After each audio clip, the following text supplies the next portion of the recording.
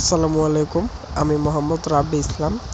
আমি আজ আপনাদের দেখাবো কিভাবে আপনি ওয়াইফাই রাউটার কিল মারবেন, বা আপনার ফ্রেন্ডের যদি চান আপনার ফ্রেন্ডের ওয়াইফাই স্পিড আপনি নিয়ে নেবেন।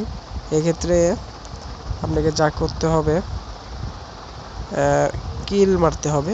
তো এখন আমরা এই যে প্লে স্টোরে পাবেন না এই সফটওয়্যার, মোবাইল মার্কেট কিংবা গুগল ক্রোম থেকে সফটওয়্যারটা ডাউনলোড করে নেবেন। এই ওয়াইফাই কিল রুট এই সফটওয়্যারটা ডাউনলোড করে নেবেন। নেওয়ার পর এই সফটওয়্যারের ভিতরে যাওয়ার পর আপনারা যে ক্লিক করবেন। ক্লিক করার পর দেখুন আমার কাছে আমি যে রাউটার চালাইতেছি এই রাউটারে দুজন চালাইতেছে, ঠিক আছে। তো আমি যদি চাই এখান থেকে ক্লিক করলাম। ক্লিক করার পরে যে লেখা আছে গ্রাট আর হচ্ছে কিল, ঠিক আছে। যে গ্রাট দিলাম আর কিলে দিলাম, প্রথমে গ্রাটে তারপরে কিল, ঠিক আছে। তো আপনি দেখতে পাচ্ছেন এই যে জায়গায় দেখা যাচ্ছে লাল একটা চিহ্ন এসেছে। তো এটা কিল হয়ে গেছে, এটা আর চলবে না। এই ওর মোবাইলে আপনার ওয়াইফাই স্পিড পাবে না আর কি। তো আপনি যদি মনে করেন যে আমি রাউটার সহ মানে পুরা অল কিল মারবো, অল কিল মারলেও তবু তো আপনার মোবাইলে স্পিড থাকবে। এক্ষেত্রে আপনাকে যে